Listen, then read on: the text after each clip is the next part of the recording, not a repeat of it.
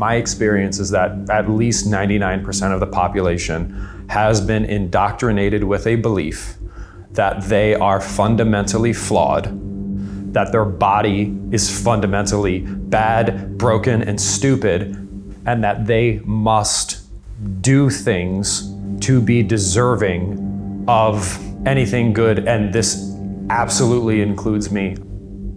I don't have enough imagination in my body to understand how someone would feel to know that every time they walk into a room, they are either ridiculed or pitied. I have felt very bad for my mom for not being able to have the body she wants, no matter how hard she tries. I always felt that it was my fault, that I was doing something wrong, and then I would start eating and I would gain weight. I've lost probably the weight of 1 or 2 men in my lifetime, and I gained it all back. If I got upset, I'd go through drive-thru and sit in the car, eat my double cheeseburger, and cry the whole time I did it. There's that guilt as well. It's sort of like, this is your fault, your problem. So on top of all the physical part that's going on, you have these emotional things also. You know, there's a lot of prejudice that people have, the stereotypes that you're lazy, you're undisciplined, you're stupid, or whatever, and it hurts, and it's wrong. Tell me about 15-year-old Jonathan and how he viewed obese people. Let's go from here. What had society told him was the way to view obese people? I am embarrassed to say this. At that time in my life, if I saw a obese person knock over a glass of milk in a restaurant, I would be like, see how stupid and bad and subhuman that thing is? Whereas, you know, if a non-obese human knocked over a glass of milk, the reaction would be totally different. And that is obviously a repugnant mindset that exists in humanity.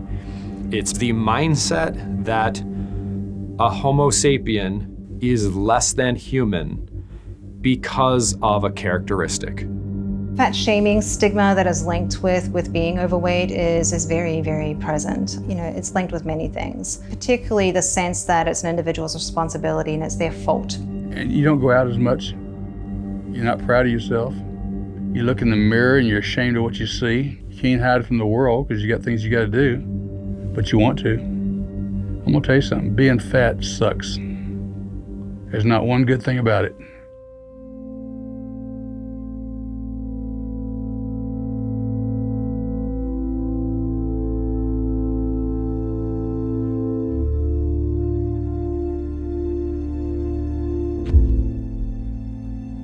My husband of 41 years, he passed away July the 15th in 2016 from diabetes complication. And my husband died because we didn't have the truth.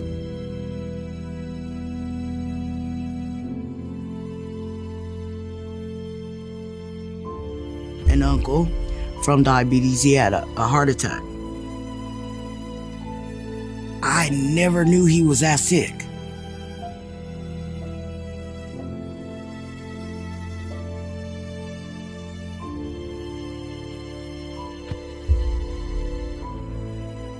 Diabetes is not a new disease, but what we sometimes lose amidst the current epidemic is an awareness of how rare it used to be. Very few people would have gotten diabetes 100 years ago or before. When I was in medical school, which is a long time ago, when we had a patient who came in with diabetes type 2, we wanted to follow them because there weren't that many of them.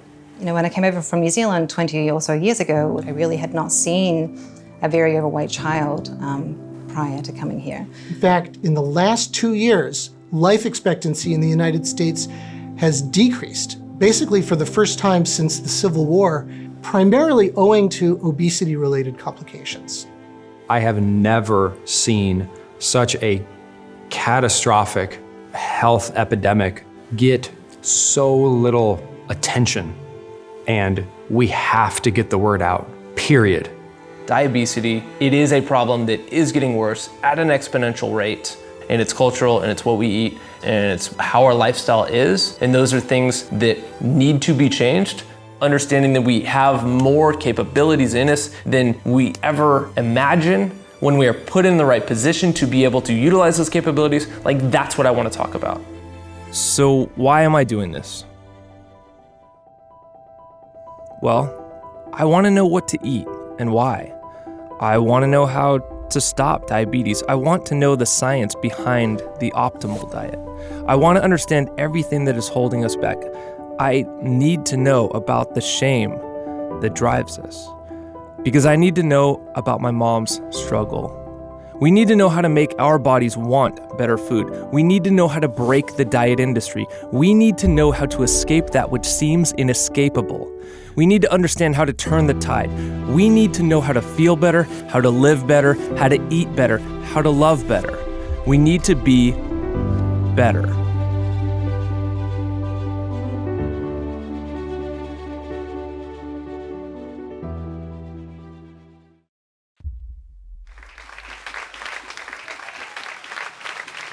While I was growing up, I was obsessed with Superman. And apparently, I had no shame. While I was growing up, there was a real Superman who changed my life. This is my grandpa, Ben. Grandpa was a second-generation American without even a high school education who worked in a factory his whole life so that all 4 of his kids could go on to get master's degrees. He was a real Superman, at least until he was faced with a supervillain, diabetes. As one of the leading causes of amputations, Grandpa's superpowers could only take him so far against this supervillain. I remember sitting out in the hall. Your grandpa needs you to be strong right now, okay, sweetheart? Can I go in after the doctor's done? I want to show him my new Superman comic book. Yes, he would like that. But for now... No! Don't let them do it! I love you. Please stay put. Don't let them do it! Don't let them take my leg! Don't let them take my leg!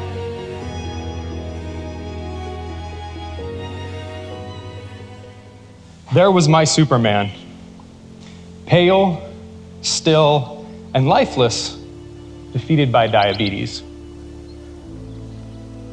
And while Grandpa's light went out, his death lit a fire inside of me, because I came to quickly find out Grandpa's not alone. Did you know 1 in 4 of us are afflicted with diabetes or pre-diabetes? The day I got the death sentence, the diagnosis, I had diabetes. I have side pains. Thyroid problems. I kept getting foot ulcers. I went home that night and I cried like a baby. Alzheimer's, bone-chilling cold. You stand up, you dizzy. Fatty liver. I kept getting bone infections. At stage 2 hypertension. My left foot amputated almost completely. Of the chronic diseases that are common in the United States and throughout the world, type 2 diabetes is one of the very most preventable, and it appears to be the one that unfortunately is becoming pandemic, and there's no signal that this trend is going to abate.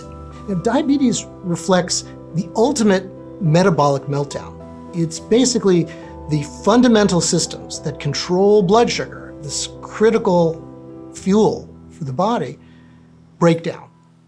What is the biggest thing that you think is different about this project than other lifestyle-related films out there? For one, it's focused. 2, it's actionable. You can take things off a list and go do those. I think it's incredible to be able to have the information to reach an audience and really truly care that they get that information.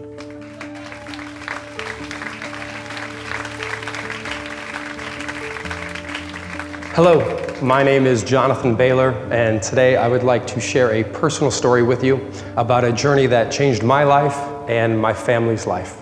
I want to show you how the world's greatest researchers, scientists, and doctors have conclusively proven that we can end the diabetes epidemic. And I want to show you how you can permanently increase the quality of your life and prevent diabetes. But let's wind the clock back a little bit. See, I started off as a personal trainer.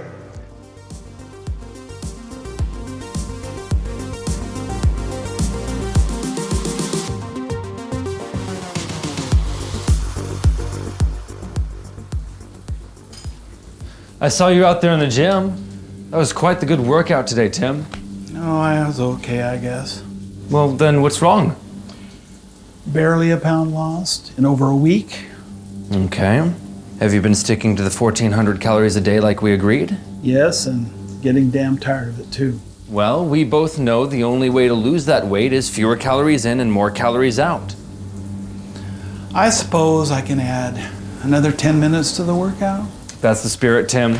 Those pounds don't stand a chance if you stay focused and just keep pushing it harder, okay? All right. Despite my best efforts, I remember that Tim continued to push harder and harder, but his diabetes just got worse and worse, and he became less and less motivated. I wondered what happened to Tim, but I didn't wonder for long. See, at that exact same time, I was experiencing a different kind of metabolic problem. As a boy, I was motivated by my big brother. I wanted to grow up with those same big muscles that he had so that people would look up to me too. I tried everything to build myself up. I would eat 6,000 calories a day, every single day. But despite everything I did, I couldn't make the sort of gains that I wanted to. And sadly and ironically, my clients couldn't change their bodies either. Hey, Gail, that was an excellent workout today. You should be feeling good about yourself right now. Last week at this time, I weighed 189 pounds. I just weighed myself this morning, and guess what I weigh? What'd you lose? Less than 0, Jonathan. I gained a pound. Listen, it's only a matter of time before you Bullshit! I work my ass off, and I have nothing to show for it. Yes, I know. Struggling to lose or gain weight can be very frustrating, but if you just stick to the program... I have never had to struggle to gain weight. Can I tell you a secret? How are you supposed to lose weight? They tell you to cut calories and starve yourself, and so you do that. And then you lose 20 pounds. So far, so good. But you've starved yourself, and it comes off. And then, you go off the diet because it slows down to almost nothing. And what's the use? And then I start eating food like I've never seen food before. It might take me a year to lose 20 pounds. And it seems like 6 months or less. I put it all back on again, plus another 10 pounds. I was angry because I could not figure out how do I do this so I get results. I was following everybody else's ideas, programs, information, and none of it worked. So what's wrong with me? How am I so bad? Why am I so broken? Not really helpless though, just angry because I'm doing all this stuff. It should be working, right? And that's where I think a lot of people find themselves shaking their heads. Anybody can lose weight. Losing it and keeping it off is two different things. The conventional approach to obesity, calories in, calories out, seems so appealing because we do know that if you eat less and you move more, for a short while, you'll begin to lose weight. That's just a law of physics. But it neglects a fundamental fact, which is that the body fights back against calorie deprivation. We know that after a few days or weeks of a low-calorie diet, hunger increases, but at the same time, metabolism slows down. That's the body pushing back against weight loss. Unless we address that problem, it's going to be a losing battle between mind and metabolism. I felt an overwhelming sense of complete helplessness. I couldn't do anything to help myself and change my body. And much more importantly, I couldn't help my clients to change their bodies. I wanted to gain weight, and my clients wanted to lose weight, and both of us, we both followed the exact same calories in, calories out guidance that we were given, although we did it in opposite directions, but neither of us could reach our wellness goals. You struggle to gain weight. You have got to be kidding me. We should all have such a problem. I wish you wouldn't tell me that. It gets me upset. I'm sorry. I've always wanted to beef up. What a joke. I can't lose a pound and you can't gain one. I've been doing everything possible. I've been downing thousands of calories a day, but... But what? Your problem doesn't affect your health, your opportunities, your love life. Give me a break, Jonathan. And I don't know how long I'm gonna be able to work out on that spin cycle. Consuming less than 1,200 calories a day, it's really exhausting. I mean, I've been out there with you. You've been sticking to your calorie input. You've been working your butt off and you have nothing to show for it. It's demoralizing. No matter what I do, it feels like something's holding me back. I feel like a failure.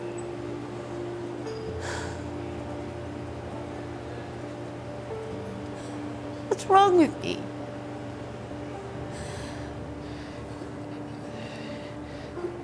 There's something wrong, Gail, but I don't think it's you. I don't know what it is, but there's something definitely wrong.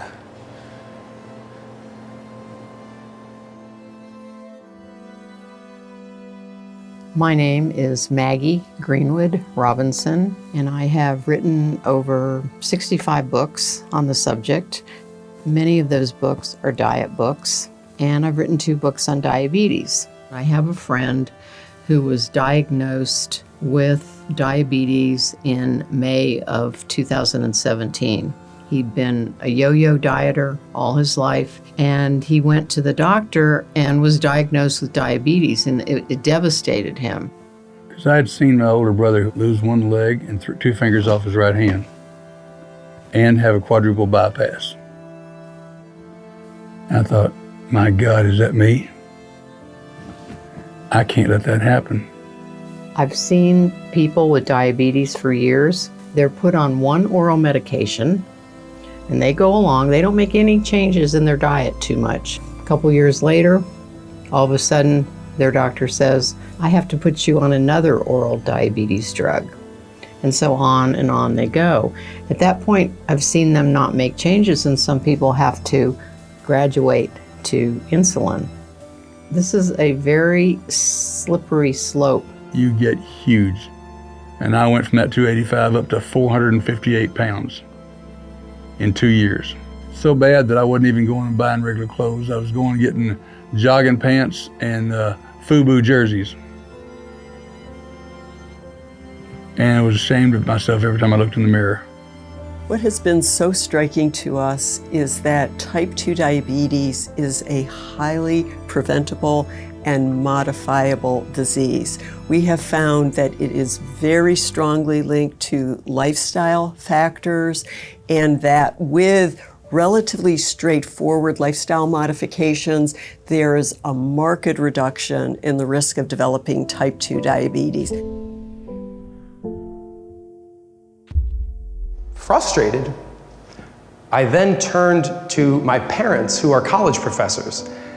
And after a great conversation, my mom, she said something that really resonated with me and led to a breakthrough in my thinking. She said, Jonathan, you and your clients, you're not suffering from an effort problem. You're all trying really hard. What you have, it sounds a lot more like an information problem. I needed to throw away everything I thought that I understood about metabolism and began a whole new journey of discovery. We've had a clash of 2 paradigms. The paradigm that's been dominant for basically a century says that all calories are alike to the body. You just have to eat less and move more. It doesn't matter what you eat less of. You can eat junk food, just eat less of it. Now that's an argument the food industry, of course, loves because they can market all sorts of atrocious quality food and then just point to the public and say it's a matter of personal responsibility. The other paradigm says that the quality of foods we eat alters hormones, metabolism, and even the expression of genes in the body in a way that makes all the difference between whether we have stable weight or we're struggling with weight gain.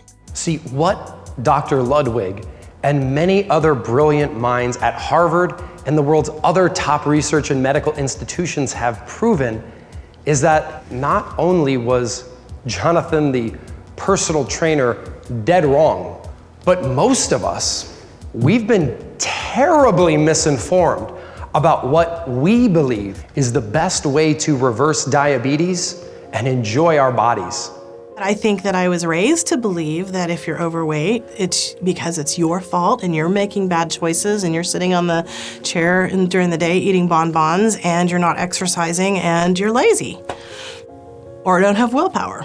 I am pissed that all my life I've been told this lie about this is what it takes to lose weight. And while I've been trying to follow that, I've been ridiculed, I've been abused, I've been suicidal, I've been thought my life is worth nothing. And they lied to me. And my husband died because we didn't have the truth, about what it really takes to live a sane life, to actually lose weight and keep it off without shame, without ridicule, without judgment. If I've learned anything in this room, because I just talked to 15 people, they were trying to dig themselves out of quicksand by shoveling harder. Another problem with the calorie in, calorie out model is that it tends to blame people for this failure. If losing weight is simply a matter of eating less, moving more, everyone should be able to do it. And if you can't, there must be something the matter with you, according to this way of thinking. You must lack willpower or discipline. Hunger isn't just a fleeting feeling. It's a primal biological signal that your body is crying out for more calories. I felt like I was just holding on with my teeth and my nails, trying to make it to this goal weight so I could finally start living my life again or eating food again. It felt torturous and honestly, I thought about food all the time because I didn't feel like I could have it when I was on a diet. Constantly trying to exercise my willpower and not thinking about those foods and not caving in and giving in to those foods was so hard and so exhausting and so draining. And even if you could ignore hunger over the long term, which very few people can, your body has other tricks, such as slowing down metabolism and producing what's called the starvation response. This is a very difficult situation to manage over the short term, let alone for the rest of your life. So our conventional approach doesn't work. In a sense, can't work because it's too difficult to accurately assess calorie balance, and it blames people for this problem. We need a much more sophisticated approach to weight control that will help people succeed over the long term. Women's self-worth is tied up so much into their looks.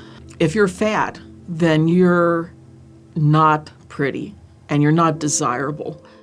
You'd hear things, it's like the way it kept piling on. But I started to think, if this continues, this is the road I'm heading down. And it's difficult to hide your poor self-image. The act of eating a cookie compared to feeling ashamed for eating a cookie.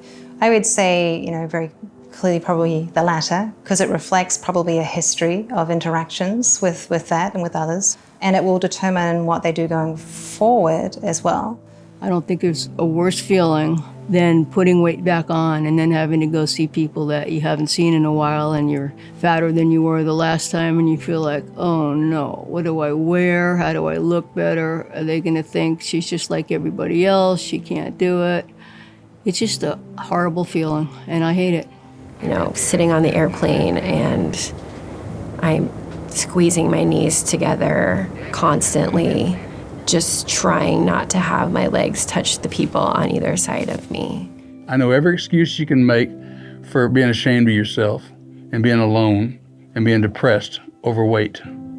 I think there's no place for shame. It is not a productive way to bring about behavior change. It's never a good approach. Shame is about just an inherent gut level, I'm no good, I'm worthless, I'm not good enough, and that feeling is not motivating because that feeling is just so outrageously debilitating. You've got nothing to go from because you feel like nothing. And I don't think that's ever helpful. My dad tried to shame me into it.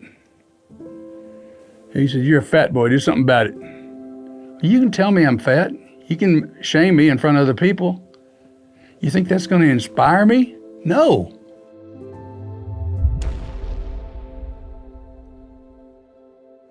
And because of this discrimination, most victims of diabetes have a long history of attempting unsustainable treatment plans and dangerous diets, causing endless cycles of guilt, shame, low self-esteem, depression, and just worsening and worsening conditions of diabetes and their metabolic issues. But there is hope. There is tremendous hope, in fact.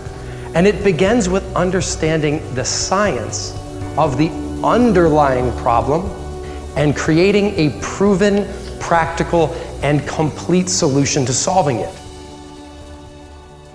See, back in the 1980s, seeking to understand why sustained weight loss was becoming increasingly out of reach for so many people, a group of research scientists developed what is now widely referred to as the set point theory. Considered a major scientific breakthrough in the fight to combat diabetes, the set point theory demonstrates why traditional restrictive dieting leaves 29 out of 30 people worse off. Thinking about body weight as calories in, calories out misses the story. Let's take an example. Let's think about fever. Now, 100 years ago, the biological origins of fever weren't known. They could take temperature. So imagine you went to your doctor with a fever and your doctor said, okay, your temperature's too high. This is really just a question of heat balance. Too much heat going into your body, not enough heat coming out. So it's simple. We just need to reverse that. Get into an ice bath and you'll draw heat out of your body and the problem will be solved. But what would happen? Your body would fight back in predictable ways. Severe shivering, blood vessel constriction, and you'd feel an overwhelming desire to get out of that ice bath. So for that reason, ice baths aren't very popular treatments to fever today. We have a more effective approach. You identify the source of the fever and treat it, or use aspirin. What aspirin does is it lowers the body temperature set point. And you take it, your body goes from wanting to be 104 degrees to being 98.6. So over the next half hour or so, you naturally throw off your blankets, you start sweating, and your temperature declines naturally. Identify the source of the problems, reverse them, so that we can lower the body weight set point. And once we do that, hunger naturally declines, metabolism speeds up, and you lose weight with your body's cooperation, not with your body kicking and screaming. I can remember when I first read that word, set point. At the time, I had no idea how the modern science proving the set point would elegantly bring all my research together and help to end diabetes. I can remember books written about set point over 20 years ago. So it was interesting to me that set point was coming up in a new context, because 20 years ago, it was more of a theory. Hey man, wanted to get you on here to clarify a few things. Set point, that's a theory that's been around for a while. What has changed? It's not a theory anymore. Good answer. The beauty of the set point is it is really one of the most scientifically proven biological concepts in the world. Any of us who took high school biology heard of a term homeostasis. And homeostasis just means that living organisms can only live within a fixed range. Each body, not just human, but each species is like its own little world, its own little ecosystem. And it has to maintain a range for its life to continue. So your body temperature set point is 98.6 degrees. Your blood sugar also revolves around a set point. Your blood sugar goes up, your body takes steps to bring it down. If it goes down, your body takes steps to bring it back up. Your blood pressure also has a set point. Even your hydration has a set point. If you don't drink water for a while, you get thirsty, you drink more, you drink a lot of water, then you drink less water. Your body is always beautifully balancing itself out automatically to maintain life. Set point, for our purposes, refers to the level of blood sugar and stored fat your body works to maintain by subconsciously regulating your appetite and metabolism through your brain, gut, and hormones, regardless of the quantity of calories you take in or exercise off. So for example, if it's ever felt like no matter what you do or what you try, it feels like there's an invisible force that's working to keep you at a specific weight, that's your set point weight. That's your brain, your hormones, and your gut all working together to keep your weight at this specific range, regardless of how little you eat or how much you exercise. So that's a regulatory system that keeps things within a narrow range. It's a place our body wants to be. And the science now tells us we can change our set point. We can lower our set point and we can keep it there. And that's how we stay naturally thin. I still needed to understand the deeper science though, and how all the brain, the gut, and the hormones all work together to affect the set point. So what is triggering our set point to rise? Research over 50 or even 100 years suggests that the quality of the foods we eat can play a fundamental role. That by altering the way that blood sugar and hormones change after we eat, we can change how fat cells behave, how many calories they store versus how many calories go to the muscle and the other organs of the body to be burned. Once you make that change, set point can decrease. And once set point decreases, then hunger and metabolism naturally adapt without the struggle, without requiring willpower. Your set point is determined by the interaction of your brain, gut, and hormones. Let's talk about the brain. How important is the brain to lowering your set point? The brain is one of the three critical factors that are determining whether or not your set point is going up or it's going down. I learned about a small but crucial part of your brain that's called the hypothalamus. It is essentially the link between your head, your hormones, and your stomach. It's an almond-sized structure that serves a very vital role. The automatic regulation of life-sustaining bodily functions, such as balancing blood sugar and body fat levels within a healthy range. However, if your hypothalamus becomes inflamed, the range it works to automatically keep your blood sugar and your body weight within goes up, and you become diabetes. So the brain controls metabolism and hunger as well, but it in turn is influenced by many factors in our diet, in our environment, beyond what we eat, levels of sleep, stress, physical activity, all get integrated into the brain to determine, in effect, our set point at that particular point in our life. Some key factors, as we've discussed, are the amount of protein, fat, and carbohydrate in the diet. Types of fat are also important, especially polyunsaturated fats, like omega-3 fatty acids. These play a critical role in calming down inflammation in the body. Inflammation in the brain, and especially the hypothalamus, can produce biological dysfunction, can cause insulin resistance, leptin resistance, that leads to weight gain, and that adversely affects metabolism. The fat tissue, the adipose tissue, is a major source of producing inflammatory molecules. So people who have excess adipose tissue often have a high inflammatory state, and that is itself a risk factor for insulin resistance and developing type 2 diabetes. The effects are astounding as they almost block your brain's ability to healthfully regulate hunger and lead to a decrease in willpower and an increase in cravings.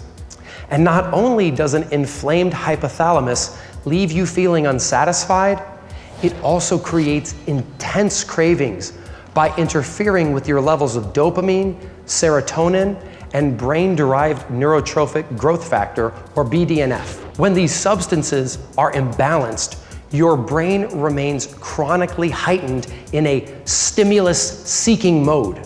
And the takeaway here is that we have scientific proof now why sticking to traditional starvation-based treatment plans and deprivation diets are so difficult and ineffective. Brain inflammation is sabotaging your efforts. Again, it's not an effort or character problem. It's a medical problem of brain inflammation. It was clear that the catastrophic rise in diabetes was due to a direct attack on our body's ability to maintain a healthy set point. Weight gain is the price you pay for not getting diabetes on a poor quality diet. As long as you can store excess calories safely in fat, the body can do relatively fine without developing diabetes. It's when those fat cells reach their tipping point, which comes at a higher level for some people, a relatively lower level of body weight for other people. When those fat cells reach their tipping point, they can no longer safely store the calorie excess. So they spill into what's called ectopic fat. Fat gets stored in places it shouldn't, like the liver, in the pancreas, in the muscles, and even in the bloodstream, called triglycerides. In addition, fat cells beyond their tipping point become inflamed and spew inflammatory chemicals throughout the body that can lead to inflammation in the brain that accelerates this process. Many hundreds of thousands of other people, we can't let it go. It is an addiction. It's a disease. Obesity is a disease. Diabetes is a disease. And it needs to be treated like a disease, not a shameful moral issue. And the people that suffer from it should be treated with love and compassion. So the conventional view will recognize that biology is important, but then comes back to willpower because they lack a good explanation for what's changed. So they say, well, all of these delicious foods are causing people to overeat. But that's not really a satisfactory explanation. You develop cravings for certain foods, and I didn't realize that it's the foods you're eating that gives you the cravings for the foods, and that there's a way to eat that takes away those cravings. If I had known that, I could have changed Larry's diet and, he wouldn't have craved those so much. Back in the 90s when we first got together, you don't think of the future that much. It's not until later that things start going wrong that you start taking it seriously.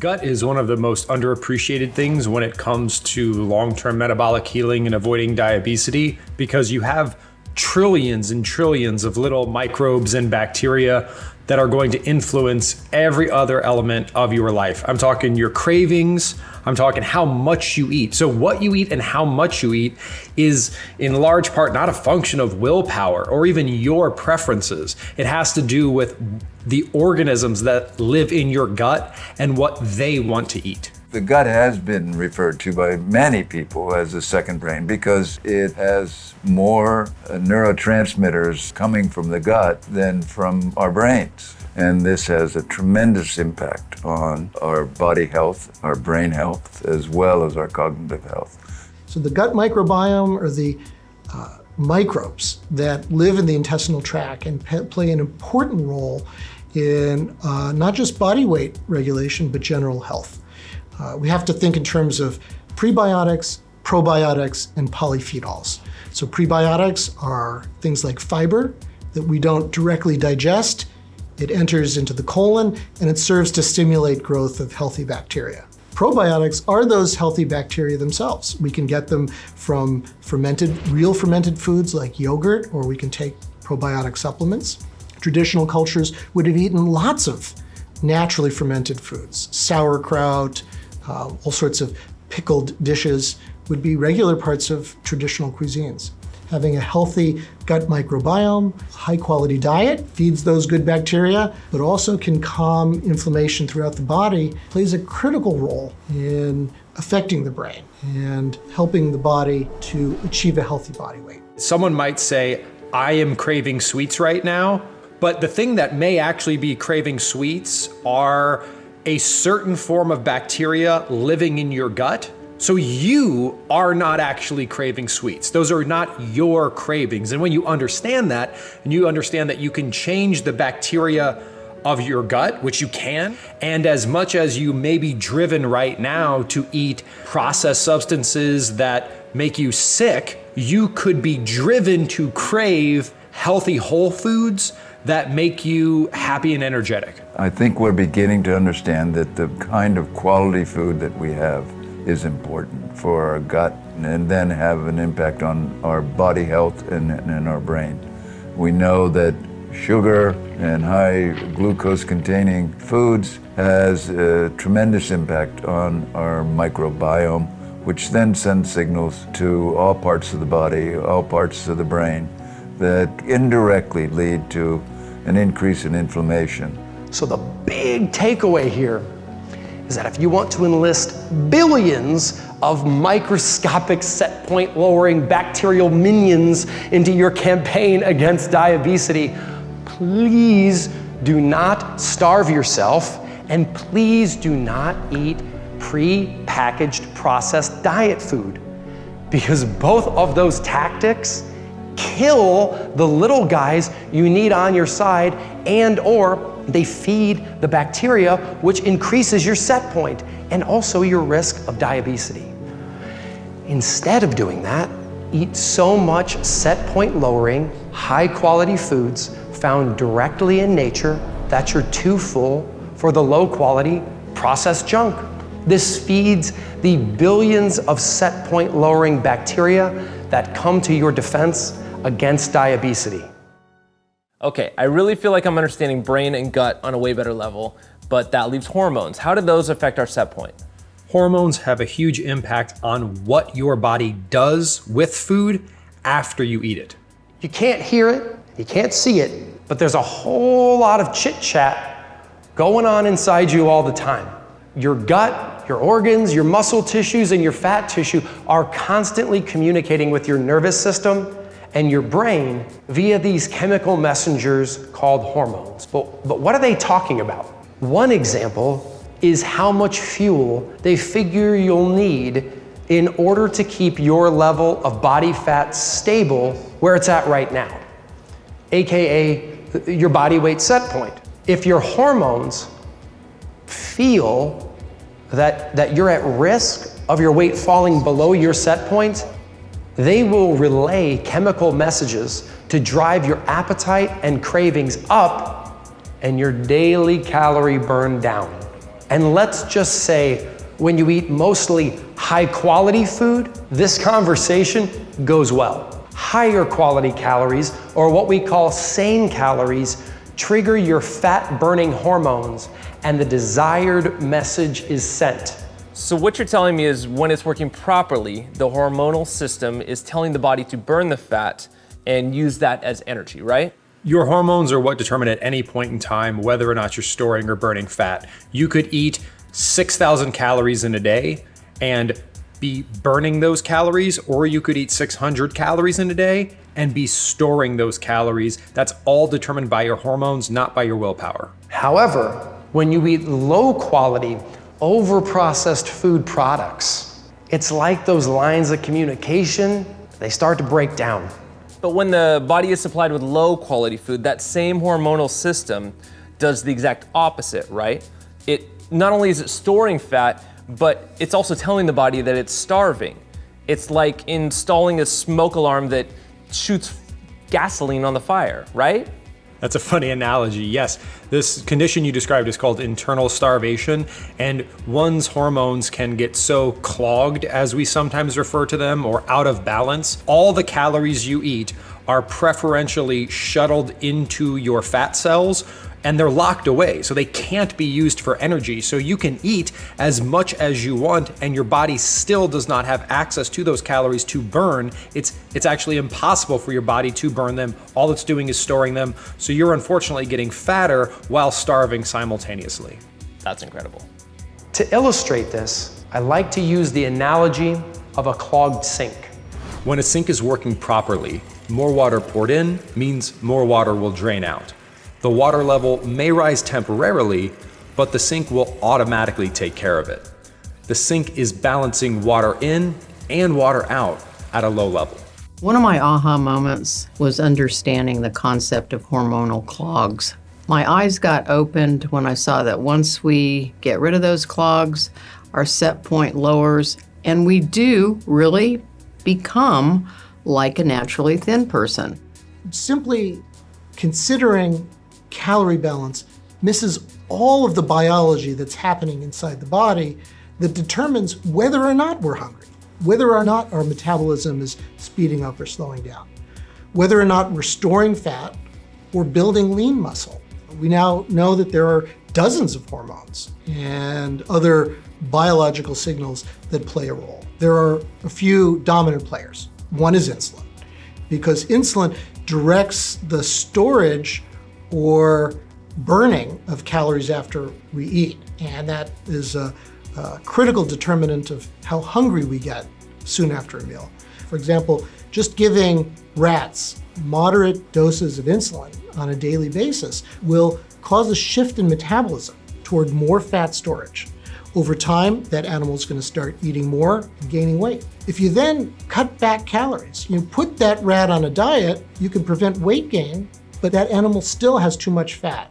That insulin has caused excess fat storage at the expense of lean body tissue and muscle. Jonathan, I keep reading the science, going over everything that we've been talking about, and it's clear and resolute and beautiful, and like it makes so much sense.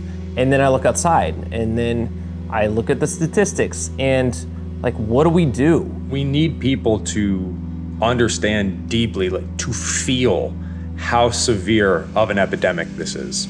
We are getting very close to diabetes being 10% of the global population over the next few decades. Diabetes is the largest health epidemic in human history, and if we don't take action, it will cause the unthinkable.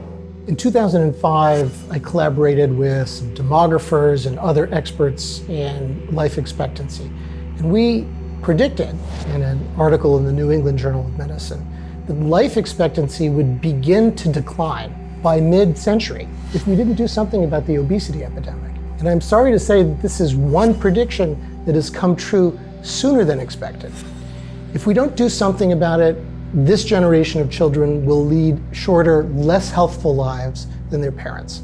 And beyond the human toll, obesity, diabetes are going to have a devastating impact on our economy, our international competitiveness. You know, it's really a question of national security. A 2015 study showed that in the United States, the medical costs of just type 2 diabetes are $50 billion greater than all smoking and tobacco-related medical costs. Globally, diabetes is costing us about $2.6 trillion every single year. In the US today, approximately 1 in 5 children have obesity. Even in preschoolers these days, about 14% of preschoolers are classified as having obesity. And these numbers have been increasing over time. And infants, we now see high rates in infants as well. 1 in 3 children born today are predicted to get diabetes at some point in their life. Research from my group and many others around the country, around the world, suggests that the worst players now are the processed carbohydrate. not just sugar, but refined grains, potato products, anything that breaks down into sugar quickly. The technical term for that is high glycemic index. Sodas are poison. Like, if you wouldn't feed it to your dog, don't feed it to your kid. And you would never give your dog a soda. The first thing I would say to a patient when they ask me about their diet, I say, get rid of everything white except cauliflower in your diet, because white usually signifies starch or sugar. Brain scans on study subjects 4 hours after eating 2 different milkshakes, one that was low in sugary carbs and another that was high in sugary carbs, showed these same areas of the brain lighting up in the subjects who ate the high sugary carb milkshake as we see in people who use heroin and cocaine. And please remember that all non-fiber carbohydrates break down into sugar. Dr. David Ludwig made this very clear. All carbohydrates break down into sugar, ultimately. But when grains are highly processed, as they are in so many of the low-fat, high-carbohydrate food products today, that process happens literally in minutes after eating. So after having a bowl of cornflakes, blood sugar rises very rapidly for 10 or 15 minutes, insulin surges, and a few hours later, blood sugar crashes, you get hungry and tend to overeat. So from this perspective, you can have a bowl of cornflakes with no added sugar, or a bowl of sugar with no added cornflakes. Below the neck, they're gonna do the same thing. So, but we have to have carbohydrates, right? You don't have to have starch or sugar. Human requirement for carbohydrate is actually 0. And that was simply demonstrated by the Inuits or the Laplanders, who spent most of the year where no plants or carbohydrate would be available. At the same time, hunter-gatherers living in less extreme climates, they survived just fine on lower fat and protein, plant-based diets, using meat only as a supplement. But the fact is that without carbohydrate, our body can produce all the fuel needed from protein and fat. Light bulbs went off in my head. I thought, wow, that's profound. They're not essential. Carbs are not essential. The wrong kinds of carbs particularly are bad for us, and I think that's one of the reasons why America has gotten so much bigger. And in the absence of carbohydrate, insulin secretion plummets, and the body switches from using glucose for energy to using stored body fat as its main source of energy. Now, obviously, burning fat as fuel is essential to reversing diabetes. Back in the 1960s, we ate more than 40% of our calories in fat. But because of concern for saturated fat, which quickly generalized to all fat, the public got the message year after year to cut back on fat. So now we're down to about 30%. Carbohydrate increased. The obesity epidemic unfolded during those years. Things like olive oil, nuts, avocado, dark chocolate. They don't raise insulin essentially at all. The calories take longer to digest, and they stay in our blood circulation longer. You don't have the same surge and crash in blood sugar and in hormones on a higher fat, lower carbohydrate meal compared to the typical processed carbohydrates we're eating so much of today. All low-fat foods aren't a problem. Apples have very little fat, but aren't driving the obesity epidemic.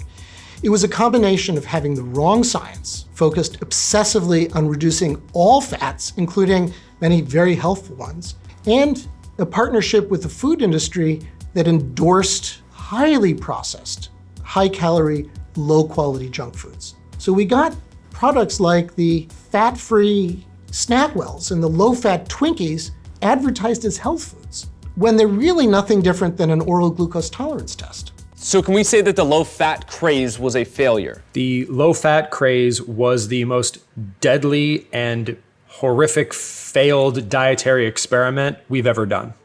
Wow. Diabetes is the terrible epidemic, the greatest health crisis that has ever faced our world. Diabetes is caused by an elevated set point.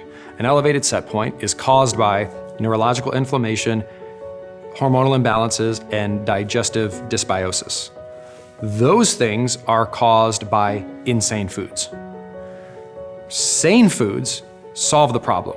My quest had reached another challenge, another opportunity to define the terms of our battle against diabetes and to provide a conclusive measuring stick to determine the quality of anything that you can eat or drink. If you ask 10 people on the street, what's a high quality food? You get 10 different answers. When you ask 10 different people, is a banana high quality? Someone might say yes, someone might say no, someone might say, is it organic? Someone might say, well, did you buy it at Whole Foods? So you're gonna get 10 different answers, right? My thesis was that I needed to approach this problem like an engineer approaches designing an airplane. Because a commercial airplane can't be hacked together or be based on personal anecdotes of what that really fit guy in the gym told me. We don't look to gurus to give us their opinion on how to enable hundreds of people to safely fly from New York to Los Angeles. An airplane cannot work most of the time or be safe for some people. It must work every time, always, in every situation, for everyone. And the only way to do this is to embrace modern science that has been proven by people who have devoted their entire lives to that science. And I knew in my heart that there had to be an ironclad way to determine the objective quality of every single food in existence. I have one word, or rather, it's an acronym. It's SANE.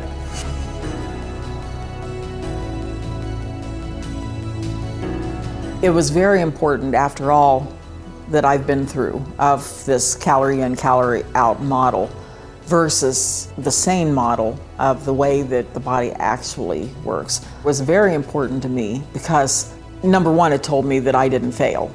Now, when I'm hungry, instead of me like trying to hold on until the next appropriate time to have a meal, if I'm hungry, I eat. And I eat great food. And it tastes amazing and it fills me up and it makes me satisfied. And so I'm eating, delicious proteins and healthy vegetables and delicious fruit and nuts. And I've embraced fat in a way that I always thought was really bad. I don't feel guilty about whole milk Greek yogurt. It's been eye-opening for me. It's been a learning process, and I tell everybody in the world that SANE saved my life, period. SANE is a concrete and scientifically proven way to measure and evaluate the quality of any and every food. The S stands for satiety, the A stands for aggression, the N stands for nutrition, and the E stands for efficiency. Thousands of studies have shown that we need all four of these objective measures to determine food and calories quality. The first of these is satiety. Satiety is how quickly calories fill you up and how long they keep you full. If there is one word in food science that can transform your life, it is satiety. Many things affect satiety, or that sense of fullness we have after a meal.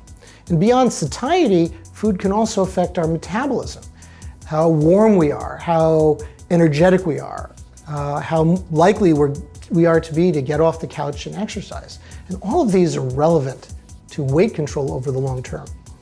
More water and more fiber means bigger food, more stretch, and getting fuller and feeling fuller longer. Foods high in water include non-starchy vegetables, low fructose fruits, and, surprise, nutrient-dense protein. These help to literally fill you up. Noted researchers Barbara Rolls at Pennsylvania State University and Adam Drewanowski at the University of Washington have both referred to water in food as the secret ingredient to satiety. And now dietary fiber is another secret ingredient, because unlike other food components, such as fats and proteins or carbohydrate, fiber can't be digested by your body. And also, the amount of protein in food is quite critical. Harvard researchers have found that protein affects the other two factors that influence your stop eating and stay full signals, those short-term and long-term satiety hormones. More calories from protein means more full hormonal signals are being sent to your brain now and later. Studies have shown that eating higher satiety, water, fiber, and protein-rich foods can cause you to unconsciously and effortlessly feel completely full and satisfied with up to 1,000 fewer calories per day. You unconsciously put fewer calories through your lips because your body is already eating calories off your hips. It didn't seem to be possible for my body to tell me it was full before with eating starchy foods. There's no end to that, it seems. You can eat a whole full bag of potato chips in one sitting and not realize, hey, I'm at the bottom of a bag of potato chips. You know, it's not satiating. For example, Pringles advertises, once you pop, you can't stop. They're saying that these calories have low satiety. They're celebrating that these calories have low satiety. You eat them and they make you hungrier. In thinking about satiety, you want to not just focus on one substance, one factor, one food, but get the right combination. It's sort of like a car engine. It doesn't run just on gasoline or just on air. You want to get that right mixture. And when you do, you get a really efficient engine. So for humans, getting the right amount of protein, plenty of healthful fats, having nuts and unsaturated fats as opposed to saturated or trans fats have been linked to a lower risk of type 2 diabetes. And carbohydrates in their least processed state possible, slow digesting, natural, something that grandparents would have recognized. Now let's talk about what makes calories aggressive. At its most basic level, this is the measure of how quickly these foods or sources of calories flood your body with glucose. Your body, it can handle a sharp spike in blood sugar every once in a while, but constantly elevated glucose levels give your body no choice but to store all that glucose into fat tissue, and this sadly turns your body into a fat-building factory. And the more sugar and starch and less fiber, protein, and fat in the food, the more aggressive it is, and the more likely its calories are to be shuttled into fat storage. So, for example, suppose you sit down to a big old plate of pasta. That's a lot of starch. And along with it, you're served some garlic bread. And then you finish with dessert, a handful of oatmeal raisin cookies. That's a lot more starch and a bunch of sugar. And those calories, they're so aggressive that your body has no choice but to send them straight into fat storage. No detours allowed. And the more aggressive calories are, the faster they increase the level of glucose in your bloodstream, and the faster those calories head to your fat cells. What we know is that when you look at the anti-aging protocols, in their diet recommendations, they talk about getting rid of the sugar and starches that are so prominent in the American diet and in now the diets around the world, because it causes us to put those excess sugar calories that we take into fat, which then leads to problems with inflammation and eventually seeing a decrease in brain health. Does the fat in food make it more aggressive? The answer is no. You do not have to worry about the fat in whole foods being aggressive.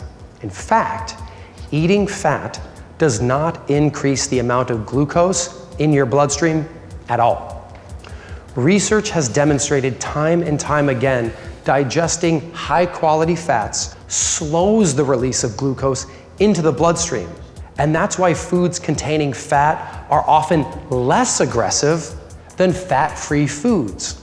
It's also really, really important to note that most of those low-fat products you see advertised are actually way more aggressive than full-fat foods. Most people don't think that a strand of spaghetti is sugar, but that's what it is. Your body quickly breaks it down. And the whole grain people, even though that's a better choice, perhaps because it takes a little longer to break into glucose, it's still broken into glucose. And you still get, maybe not a quickest spike, but you still get a lot of glucose in your system. Many food processors make up for the lack of fat in food by adding sugar. And please watch out for added sugar because it is nothing short of toxic. Satiety, aggression, the N is nutrition. This is one that we all think we've been told the whole truth about, but we really haven't, because we have to look at what's called nutritional quality, or the ratio of essential nutrition to non-essential nutrition. See, when you look at the nutritional breakdown on food labels, you may look at the calorie count and then all the details below it. The only thing that is left for you to unlock is to divide those details by the number of calories. Anything that anybody says to you about nutrition that is not framed in terms of per calorie is at best incomplete and at worst dead wrong. Because nutrition refers to the amount of essential substances found in foods such as vitamins, minerals, amino acids, fatty acids, antioxidants, and phytonutrients. However, the number of calories found in various foods varies wildly. So talking about nutrition in a food without considering the calories within it gives you a very inaccurate view of what's most nourishing for your body. Now, let me give you an example. 1 cup of enriched wheat flour contains 495 calories and the following nutrient breakdown in the format we're all used to seeing. Now compare that to 1 cup of spinach, which contains 7 calories, and we see that cup to cup, it seems like they are about equally nutritious. But you might already be thinking, how is it fair to compare 495 calories worth of flour to 7 calories of spinach? That's like pitting an entire army against a single soldier. And you're exactly right.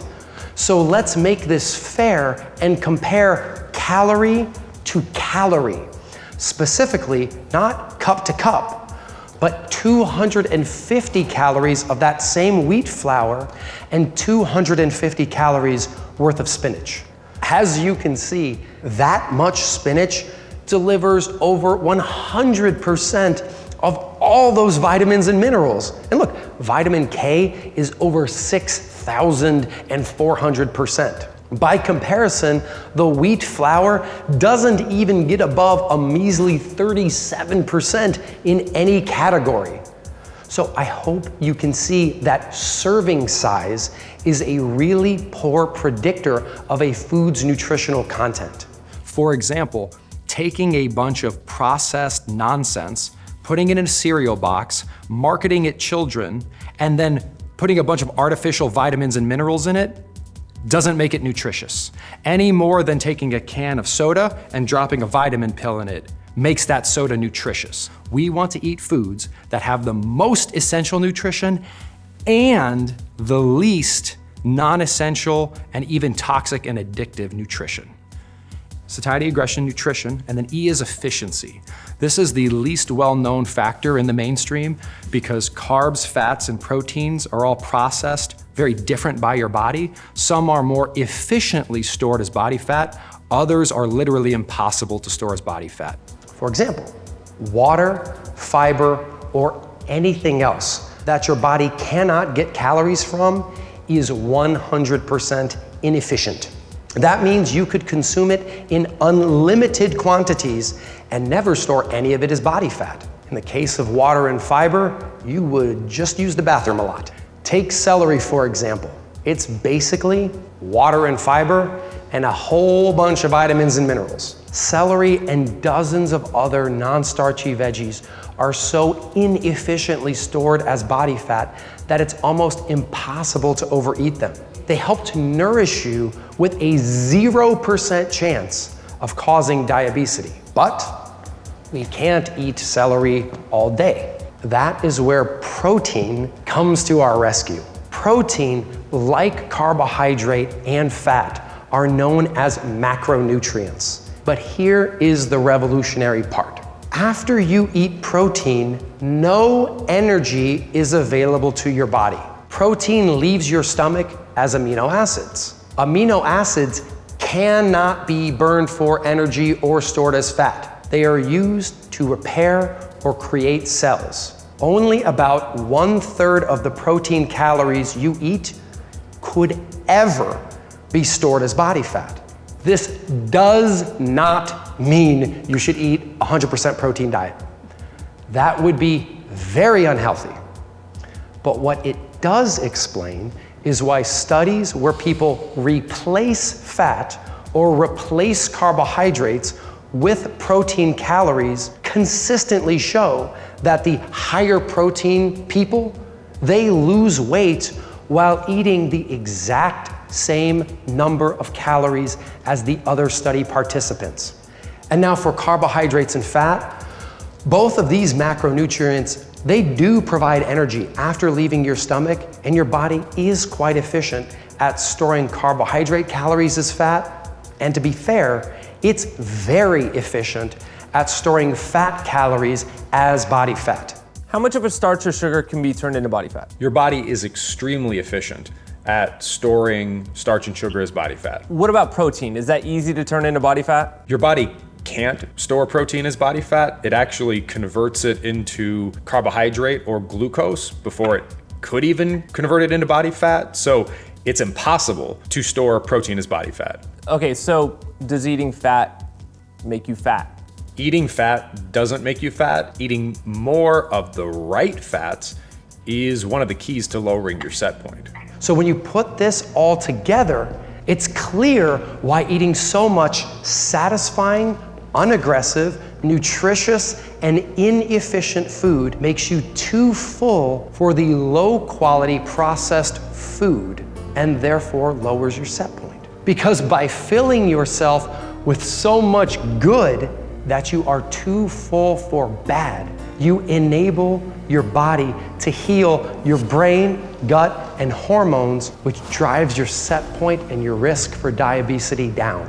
So satiety, aggression, nutrition, and efficiency, the acronym SANE, gives us an objective, scientifically proven criteria by which we can tell you definitively non-starchy vegetables, nutrient-dense protein, whole food fats, and low fructose fruits in that order are the sanest, highest quality foods in the world.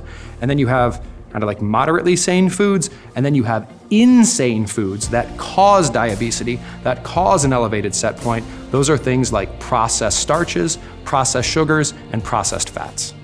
I love losing weight and I love what I eat. It's enjoyable and I don't get hungry. I don't miss carbs, I don't miss fruit, I don't miss French fries. Potatoes are my favorite food in the world. I don't miss those anymore, or bread, or pastas, or any of that stuff. And I tell everybody I know, you don't need carbs in your life. If you want meat, sooner you can get it from the butcher before it's processed.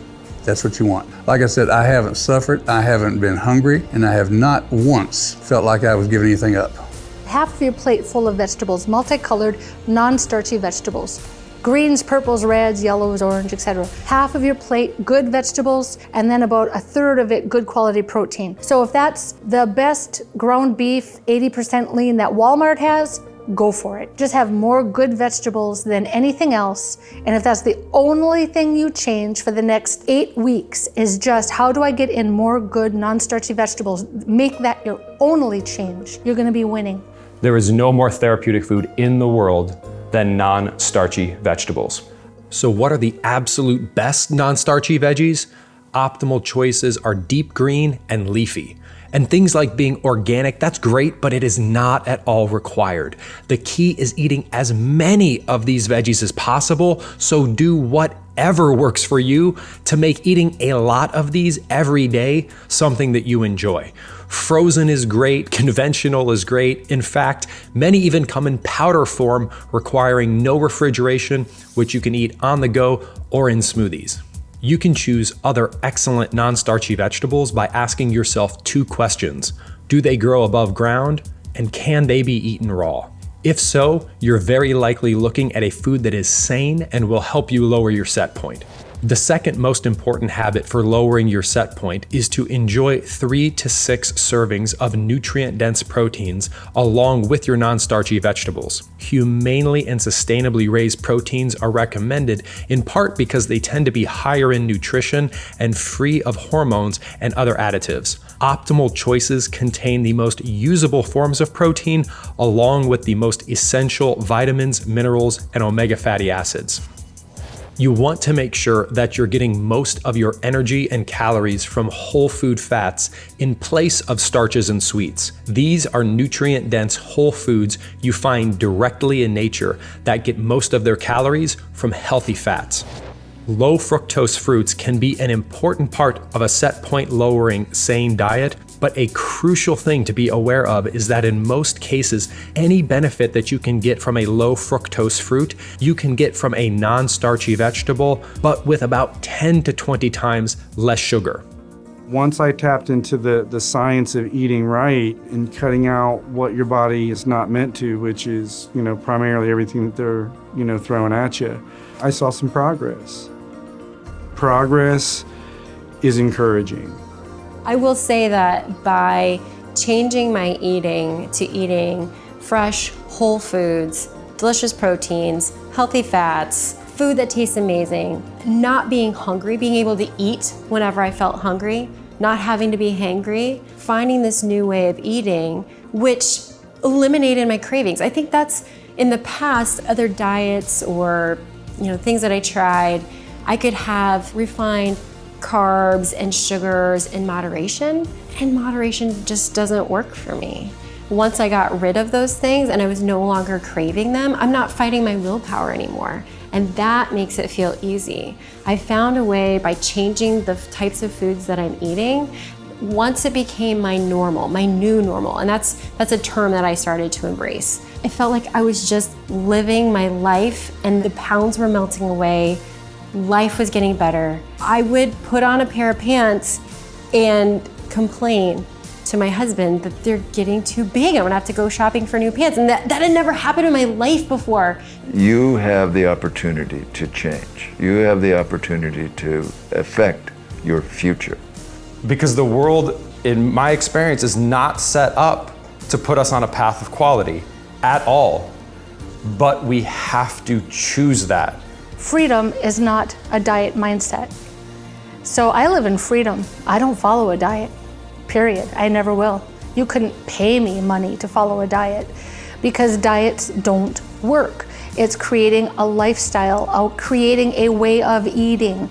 And if you think about it, if you look back 20, 30, 40, 50, 100 years, nobody followed diets, they just ate. A diet is a thing in most people's minds that is a temporary thing, that you are trying to go on to fix a problem, to reset the gauge, and I don't think of it that way. And when you're talking about, say, nutrient-dense proteins, you can work a lot of things into that because that's something that separates a lot of people. So when you have omnivores versus vegetarians versus vegans, there are a lot of ways to go about that. There's all sorts of nutrient-dense plant proteins. Pea protein is an incredibly nutrient-dense protein. In fact, it's higher in an amino acid arginine than almost all animal sources. It's beautiful, it's incredibly high quality. Hemp protein, incredibly high quality. Rice protein, incredibly high quality protein.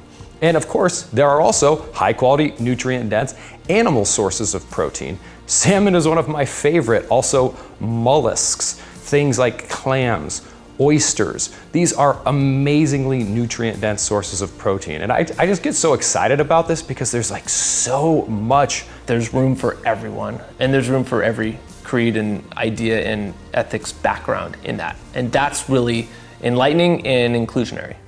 A lot of restaurants have options that you can get. if you're willing to modify what they're offering to have it work for you. I can look at the menu and, oh, well, this salad has like tortilla strips and whatever. Okay, so I'm gonna order the salad without tortilla strips. You know, this salad has a dressing on it that has a lot of sugar, so I'm gonna get oil and vinegar instead. Maybe it comes with rice, maybe it comes with potatoes. You just substitute it for some broccoli or some kale or, you know, something fresh. The beauty of sane eating is that it's not so much about stopping certain things, it's about taking things in your life that are already working, magnifying them and multiplying them.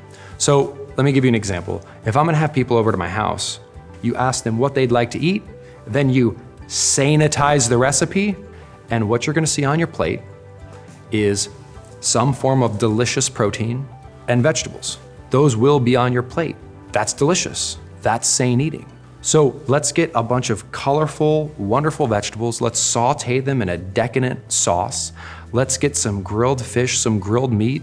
We can have some avocado. We can have some eggs. We can have any type of nut or seed. We can have fruits for dessert. We can use sane whole food fats like cocoa and coconut milk and almond flour and coconut flour to make any dessert, cake, cookie, pie you could imagine. We can put some sane sweeteners in that. So literally, I would ask my guests, I would say, hey, what would you like to eat? Before they even came over, and if they said lasagna, I'd say, fantastic, we're gonna have lasagna.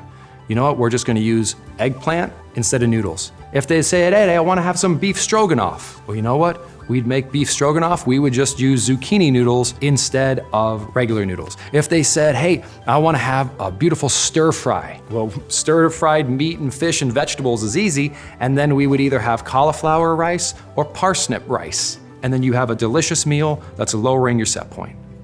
I didn't eat vegetables, or very few, and now I'm eating quite a bit of vegetables. That's the other thing that I do appreciate about myself is the discipline that I'm able to tap into to be successful. But no, the science of it, you know, I was gonna be able to cook, go out to a restaurant, eat what I wanna eat, and all I have to do is switch my habits, get rid of some things that are just not good for your body.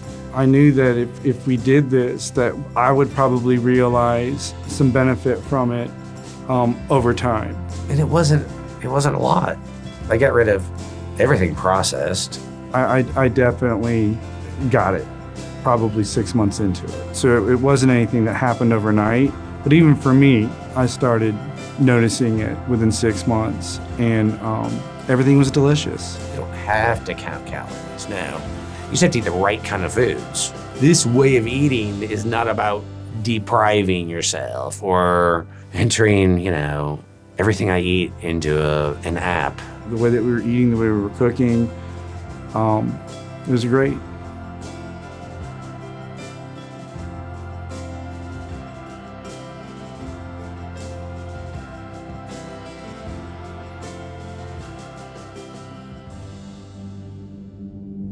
So you're talking about your own perspective. Yeah. Where you were, and you had ostensibly every advantage someone could have, right?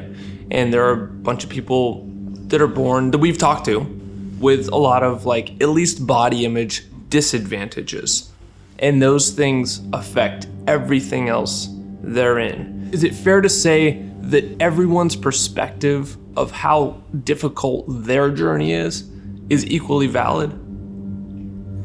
There's a quote that says something along the lines of, things are as hard as you decide to make them. For me, I didn't realize for literally 35 years of my life how difficult I was making my life. The definition, at least my understanding of the definition of shame, is consistent with a belief that unless you prove otherwise, you are worthless. And I lived my entire life trying to prove that I wasn't worthless. I remember being in my car, my phone rang, I picked it up, they said, Jonathan, congratulations, you're a New York Times bestselling author. And you know what I did? I said, that's cool. And then I turned left in my car. And I was like, really thought that was gonna make a difference, you know? When they said, Jonathan, here's your 25th patent. I was like, well, that's pretty cool, you know? Thought that would fix it. How did I realize that I personally am of the highest quality? I finally gave myself permission to turn inward, not outward, not to say that anyone else needed to do anything, not to say that I needed to do anything externally, but just to say, like, let it go. It's either gonna be fine or you're gonna die. And if you die, it's gonna be fine because you're dead. So it's going to be fine either way. You're okay, like everything's okay. And it's not, once you get that, then you can choose to make it better than okay. That shame of my perceived failure had almost broken me, but it also led to one of the biggest breakthroughs in my career. It led me to understand that I needed to reach out to people in a brand new way. I needed to connect with them on a human level, not just a scientific one.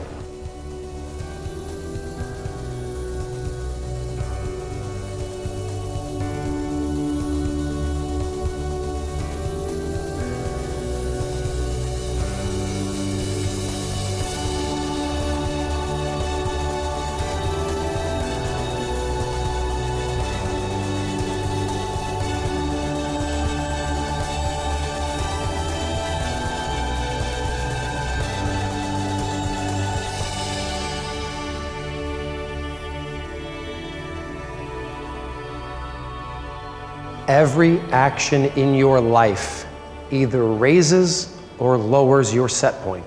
It's what I call the unified set point theory. All the research I've seen, all the academic papers I've read prove that there is a set point for almost everything, including happiness, for example. And there is no neutral action when it comes to your set points. It's not just the quality of food you eat, it's the quality of everything that you do. Deprivation and dieting cause diabetes. It's not about quantity, not more exercise quantity or less food quantity. It's about quality. It's about high quality living to create a high quality life. This is the golden ticket. This is what science has gifted us. High quality eating and living will heal your set points, and your healed set points will dramatically reduce your risk for diabetes. When I started eating better, I started getting low confidence. You know, okay, boom, my girlfriend tells me, hey baby, your gut is going down. It's like, literally day 2 or 3, and I'm like, yeah, right? So more than anything, I say put yourself above all.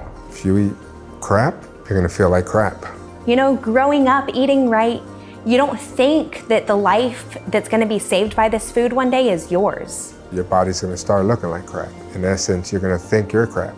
You know, you don't think you're even gonna get to that point where you have to get back on track, where you have to relearn these things, where you have to re-embrace these things. I didn't think I was worth it. I didn't feel like I deserved her because my body wasn't where I wanted it to be. I had it handed to me in the beginning and I threw it away. And I'm so, so fortunate to have gotten it back and to have saved my life, you know, and to be able to share this love of food and this healthy living with my boyfriend and to be able to save his life too, that's amazing.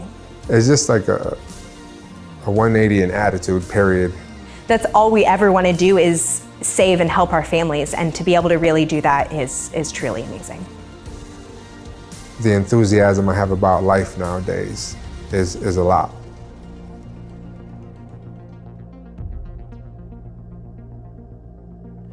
When a person finds out that they have cancer, the message is very clear. Fight. You're worth fighting for, and you must fight this now or you're going to die.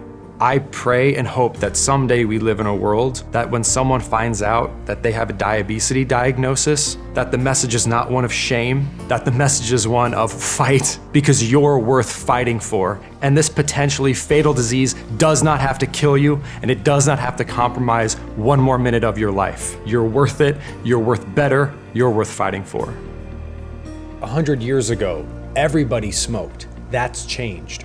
That's a thing that's been so stigmatized now in a good way, because it's objectively bad for everyone.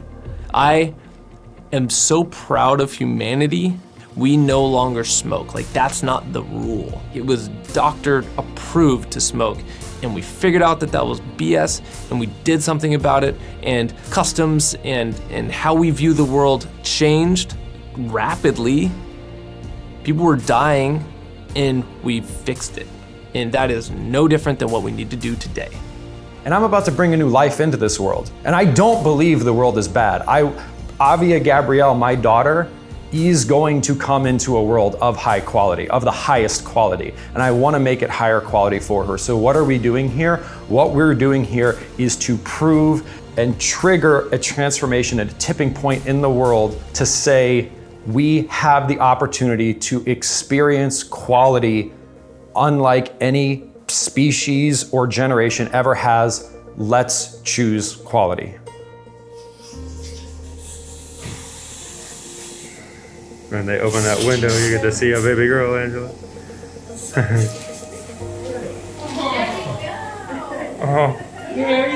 Oh, sweet, she's so pretty.